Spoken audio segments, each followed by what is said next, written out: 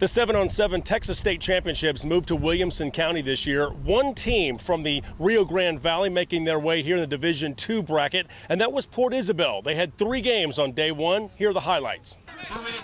The Port Isabel Tarpons open pool play against perennial powerhouse Wimberly. Check out the interception by Marco Colorado, who goes up Rocky Mountain high to catch that pick. Tarpons defense looking sharp in the first half, holding Wimberly to only a touchdown. In the second half, Texans junior quarterback Colton Corday would toss the first of 8 touchdowns in 3 games on the day. This one would pull Wimberly within a point, 13-12. The Texans would elect to go for 2, and on the next play, check out Corday's pass up high for the conversion, and Wimberly led 14-13. Lewis Bennett, who goes by LB, was thrusted into the quarterback position on the day and tried to make the most of his opportunities, but this 4th and goal play came up empty, and the Tarpons turned the ball over on downs, still trailing 14-13. Watch the concentration here by Jason Schrank of Port I. Nice pick. The guy did an out, and then the other guy did a post. I just read the out, and I came and I got the interception. I dove for it. It was a big pick. Jason Schrank up here. The guys tried to go deep, and he just, out-jumped him and got the ball. And that was good for us, but we just need to move the ball on offense. Easier said than done. The Tarpons were shut out in the second half, and Wimberly would go up by a touchdown as Corday tossed his 3rd TD pass of the game. The Texans slipped by the Tarpons 20-13. Port Isabel was missing a key component, though, to their offense at the state 7-on-7 tournament, and that would be their starting quarterback. Nonetheless, could the Tarpons build off their defensive performance? Defense did good. It's, we're there. We're doing okay. It's just a matter of time of getting it together, and we'll get it clicking. They need to relax more. Our guys need to, our QBs, they're new because our main quarterback's not here, so they need to step up. But the thing is, they can do it. They just need to relax and play the game that they know how. After an hour break, the Tarpons of Port Isabel were back on the field, determined to pick up their first win. The problem was another perennial powerhouse was awaiting them in Chapel Hill. The Bulldogs, just like Wimberly, had won a couple of state titles in recent years in the 11-man game, but this was a new season. Marco Colorado was the quarterback in Game 2 for Port Isabel, and, well, he did not have one of his best games.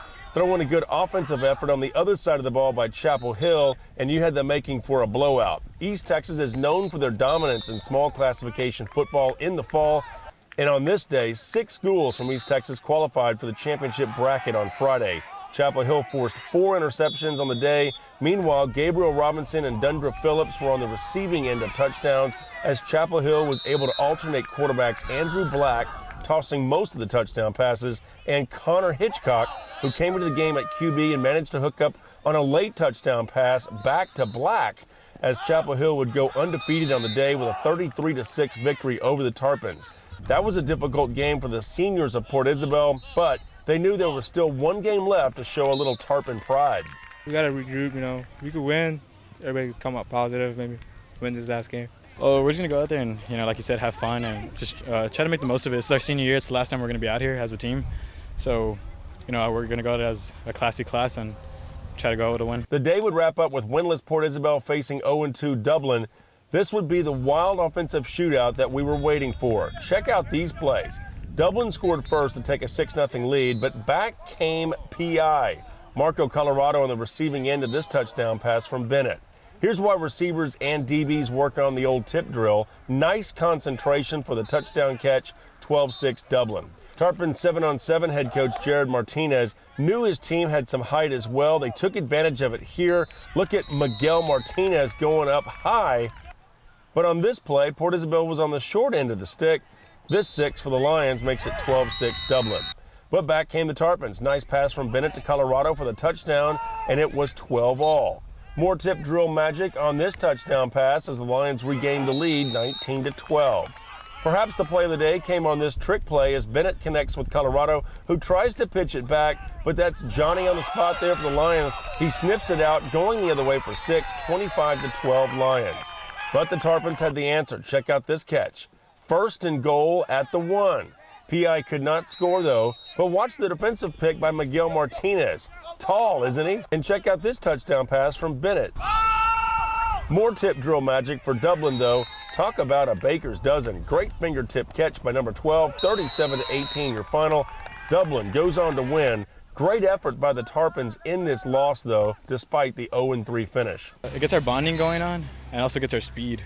We need to work on our speed a lot during the season, so our speed comes in hand in 7-on-7. So a much better showing for Port Isabel in their third game, but they do go 0-3 in day one in the Division II bracket. They will play at 8 a.m. on Friday morning. Now in Class 5A, which is of course the Division I bracket, there are 5 schools from the Rio Grande Valley. We'll have highlights of those games on 956sports.com. Here in Leander, Jeff Power, 956 Sports.